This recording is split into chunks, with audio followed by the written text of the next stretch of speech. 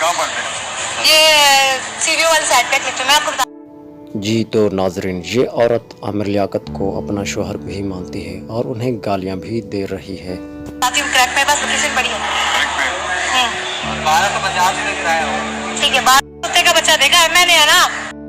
क्या एक अच्छी बीवी को अपने मर्द को गालियां देना जायज है या नहीं? कमेंट करके जरूर बीवी बताइएगा। तेरी आ गई है, देख रहा कुत्ती का बच्चा। नाम किसी को बता दो। डॉक्टर आमिर लियाकत हुसैन लिखे। आमिर जी तेरी तो मौत है आज। तुझे मैं बताती हूँ कैसे गरीबों के साथ नाच सकते थे, कैसे तूने मेरे साथ जुल्म किया। ये निशान नजर आ रहे हैं, ये देख रहे हैं आप।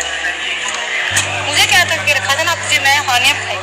अस्सलाम वालेकुम रहमतुल्लाहि व बरकातुहू।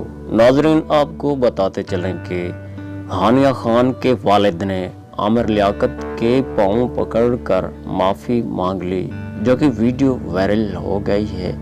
24 न्यूज़ पाकिस्तानी प्रोग्राम के नामूर मेज़बान और तहरीक इंसाफ के NMNA आमिर लियाकत की तीसरी बीवी होने की दावेदार लड़के हानिया खान के वालिद तारिक परवेज मंजर आम पर आ गए।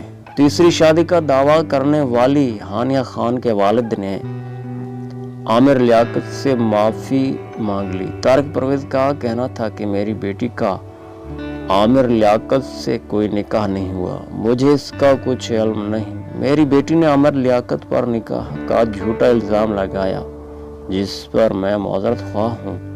तारिक परवेज का मजीद कहना था कि मेरी बेटी का दिमागी तवाज़ुन ठीक नहीं है। आमिर लियाकत रमज़ान से कबल हमारे घर आए थे और हमारी मदद की थी, जिसके बाद वो वापस चले गए।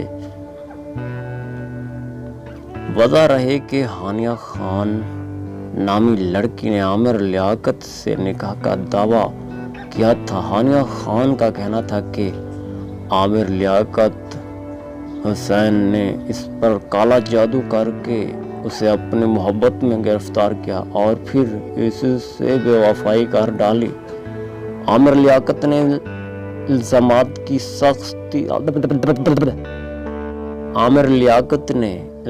की सख्ती से तरदीद करते हुए खबरें नशर करने पर मीडिया से इजहार नाराज़गी भी किया।